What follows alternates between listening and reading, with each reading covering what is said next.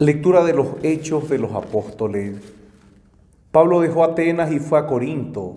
Allí encontró a un judío llamado Aquila, originario del Ponto, que acababa de llegar de Italia con su mujer Priscila, a raíz de un edicto de Claudio que obligaba a todos los judíos a salir de Roma.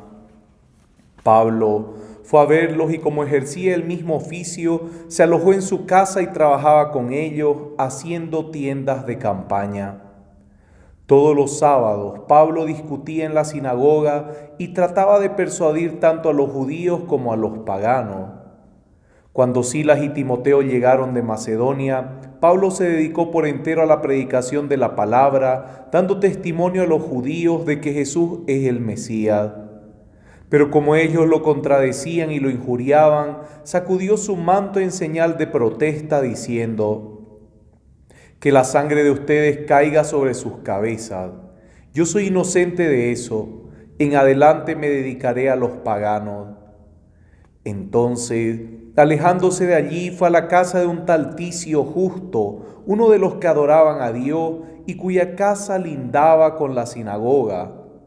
Crispo, el jefe de la sinagoga, creyó en el Señor junto con toda su familia.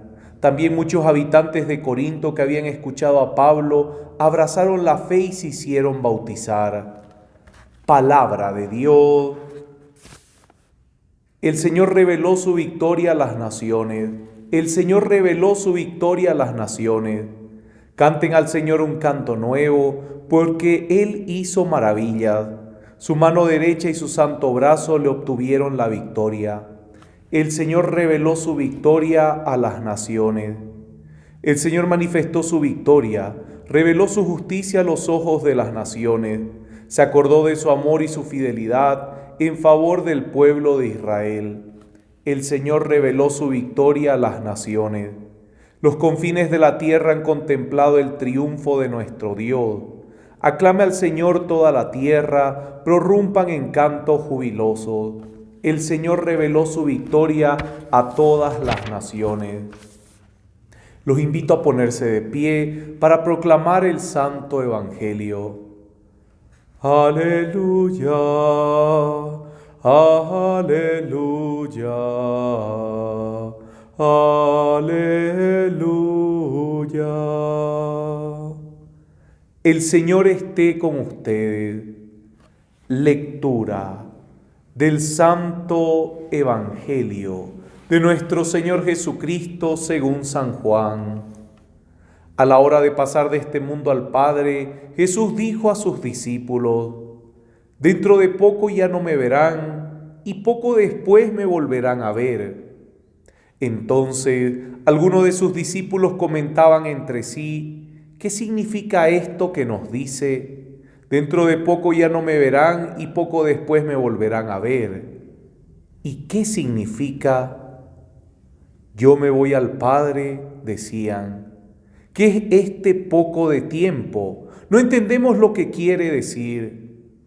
Jesús se dio cuenta de que deseaban interrogarlo y les dijo: ustedes se preguntan entre sí qué significan mis palabras. Dentro de poco ya no me verán y poco después me volverán a ver. Les aseguro que ustedes van a llorar y se van a lamentar. El mundo, en cambio, se alegrará. Ustedes estarán tristes, pero esa tristeza se convertirá en gozo. Palabra del Señor. Gloria a ti, Señor Jesús. Los invito a que puedan sentarse. Ustedes van a llorar y se van a lamentar. El mundo, en cambio, se alegrará. Ustedes estarán tristes, pero esa tristeza se convertirá en gozo. Miren, vemos cómo el trabajo de Pablo, de San Pablo, fue arduo y cómo él buscó todas las maneras de evangelizar. Evangelizaba a los judíos, evangelizaba a los paganos. Su palabra era un fuego que no paraba de arder, era un fuego que continuamente era alimentado y alimentado, pero alimentado por una fuerza interna que fue con la que se encontró en el camino a Damasco, que era ese Cristo vivo que lo encontró, y al encontrarlo transformó su vida y encendió su corazón. Por eso es que cuando se hace el bautismo, los padrinos les toca encender la velita que representa el fuego que se enciende en el niño que está recibiendo ese día el bautizo. Y es la fe que se enciende en él que tienen que trabajarlo los padrinos y los padres. Miren, hermoso, este fuego que todos tenemos, que se enciende en nuestra vida por obra y gracia de Dios, por obra y gracia del Espíritu Santo, queridos hermanos, es el fuego que nos empuja a seguir hablando de las grandezas de Dios. San Pablo no paró. Y a pesar de que en algunos lugares no le fue tan bien, a pesar de que algunos lugares lo rechazaron, hubo personas que sí lo aceptaron. Y estas personas abrieron su corazón, abrieron su entendimiento, y ese fuego quemó sus entrañas y por eso se convirtieron en grandes servidores de Cristo. De la misma manera nosotros vemos esta tristeza y esta alegría. Querido hermano, muchas veces nos va a causar tristeza ver que a pesar de que llevamos años como cristianos católicos, a pesar de que somos una familia en la cual desde pequeños se los ha llevado a misa, nos va a doler mucho ver en los hijos, en los familiares, que no acepten la fe. Que no acepten la fe y hasta incluso se burlen y hasta incluso critiquen o nos den la espalda porque creemos en Jesucristo, porque celebramos la Santa Eucaristía, porque comulgamos, nos confesamos, rezamos el rosario. Vamos a recibir ese tipo de rechazos que van a entristecernos. Y mire, cuando una persona no quiere aceptar nada, no solamente rechaza la fe del otro, sino que hasta se burla de la fe del otro. Y eso duele. A muchos papás les duele ver que sus hijos han tomado caminos totalmente distintos. Muchos matrimonios se duelen porque no están llevando a la par la fe que se prometieron llevar. Muchas vidas van totalmente heridas, mientras que el mundo se alegra de esto. Y queridos hermanos, esa alegría que el mundo vive es porque un cristiano ha sido burlado y de cierta manera parece que ha sido debilitado. Pero eso es lo que el Señor nos está diciendo.